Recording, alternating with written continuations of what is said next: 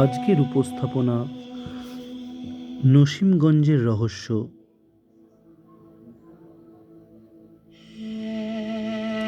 রাস্তায় চলতে চলতে হঠাৎ পেছন ফিরে তাকালো তপন। অনেকক্ষণ থেকেই কে যেন তার পিছু নিয়েছে। দোষের মধ্যে লাইটটা আনতে ভুলে গেছিল আজ।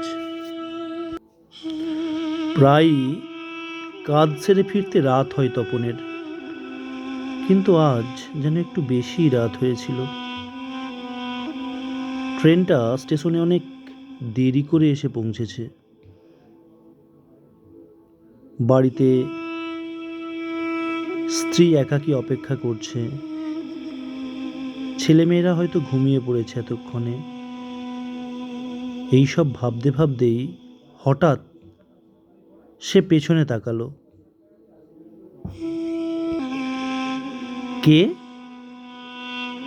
বলে একবার সে ডাক দিতেই পেছন থেকে কেউ যেন নাকি স্বরে বলে উঠল, গফুর মিয়া।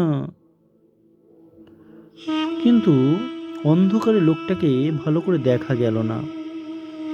ক্রমে এগিয়ে চলেছে। পেছনে কার আসার শব্দও পাচ্ছে সে। হ্যাঁ, এই তো অনেকটা কাছাকাছি এসে পড়েছে বোধহয়। কিছুটা ভয় কাটল, কিন্তু যতক্ষণ না তার মুখ দর্শন করা যায় ভয়টাকে পুরোপুরি সে উড়িয়ে দিতে পারল না। এভাবেই বেশ কিছুক্ষণ চলল তপন। তারপর রাস্তার দূর থেকে একটা যেন গাড়ি চলে গেল বোধহয়। বরাবরই এই তেঁতুল গাছের বাঁকটার কাছে তার গাটা ছমছমিয়ে ওঠে। সে তার ঠাকুর দাদার আমল থেকেই শুনে আসছে এখানে নাকি কারা সব। এত কিছু ভাবতে ভাবতেই তার পথ চলা হঠাৎ থেমে গেল আবার। মাঝ রাস্তায় একটি গাছ এ প্রান্ত থেকে ও প্রান্ত রাস্তাটাকে আড়াআড়িভাবে পড়ে রয়েছে। গাছটা টপকে সে পথ চলতে লাগলো। পথিমধ্যে মাঝে মাঝেই রাস্তার এবড়ো খেবড়ো ভাব তার গতি রুদ্ধ করছে। তবুও সে কোনো ক্রমে সেই রাতটা বাড়ি পৌঁছালো। বাড়িতে অনেক ডাকাডাকির পর স্ত্রী যখন দরজা খুলল তখন যেন চারিদিকে থমথমে ভাব।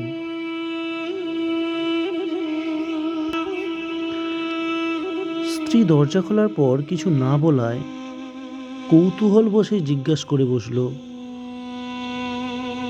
কি হয়েছে, কিছু বলছো না যে? কিন্তু তারপরেও কোনো উত্তর না পেয়ে বড্ড চিন্তায় পড়ল।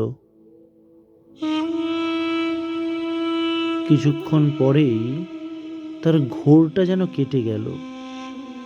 সে বুঝতে পারল কোনো অলৌকিক কিছু যেন ঘটেছে তাদের বাড়িতে ইতিমধ্যে। চঞ্চল স্বভাবের দুটি চোখ বারবার বারান্দা থেকে বাইরের পাকুর গাছটার দিকে যেতে লাগলো তার। কিন্তু এ কি, পাকুর গাছের কাছে সেই পিছু নেওয়া লোকটা যে দাঁড়িয়ে রয়েছে। আর কাল বিলম্ব না করে টর্চটা হাতে নিয়ে দৌড় লাগালো তার দিকে। কিন্তু না, কাছে পৌঁছাতেই গাছটা ছাড়া আর অন্য কোনো প্রাণী তো সেখানে চোখে পড়ল না। এ কি হচ্ছে আজ তার? সে কি তবে স্বপ্ন দেখছে নাকি? অগত্যা বাড়ির দিকে আবার হাঁটা লাগালো সে। স্ত্রীর হাতের রান্না করা খাবারগুলি খেয়ে সেদিনের মতো ঘুমাতে গেল রাত্রে ঘরে। ঘুম থেকে উঠতে তার প্রায় দেরি হয়ে যায় বলে স্ত্রী ঘুম থেকে ডেকেই দেয় প্রত্যেক দিন। কিন্তু সেদিন সকালটা গেল অন্যরকম। দ্বিতীয় দিন অফিস পৌঁছাতে দেরি হলো, কিন্তু ফেরার পথে সে আজ আর ভুল করল না টর্চ নেওয়ার। শর্টকাট রাস্তাটা ত্যাগ করে তেঁতুল গাছটার কাছে আসতেই আজও তার বুকটা ছ্যাঁত করে উঠল। সে ঠিক করলো গলির ভেতর দিয়ে আজ সে যাবে না, বড় রাস্তার মোড় ঘুরে পাম্পের পাশ থেকে যে অশ্বত্থ গাছটা রয়েছে তার পাশ থেকে 1 মিনিট গেলেই তার হাঁটা পথ। কিন্তু এই অশ্বত্থ গাছের তলাতেই সে কিছুক্ষণ আগে কাউকে যেন দাঁড়িয়ে থাকতে দেখল। টর্চটা দূরের দিকে মারতে গতকাল রাত্রে পিছু নেওয়া সেই গফুর মিয়াকে সে আবার দেখতে পেল। কিন্তু আজ যে তার হাতে টর্চ, ভয় পেল না সে এক মুহূর্তের জন্যেও। এগিয়ে গিয়ে গফুর মিয়ার মুখের ওপর সজোরে মারল 3 ব্যাটারি লাইটের টর্চটি। কিন্তু এ কি দেখছে সে? এ কি মানব? চিৎকার করে অজ্ঞান হয়ে গেল সে মুহূর্তেই। জ্ঞান যখন ফিরল, সকালে সে স্বাস্থ্যকেন্দ্রের বেডে শুয়ে, পাশে ঘিরে রয়েছে স্ত্রী এবং অন্য 2-1 লোক। গতকাল রাত্রে ঘটে যাওয়া ঘটনাটার সে বর্ণনা দিল। কেউ বিশ্বাস করল না তার কথা, কিন্তু নিমাই পণ্ডিত জানে এ ঘটনার কিছু সত্যতা রয়েছে।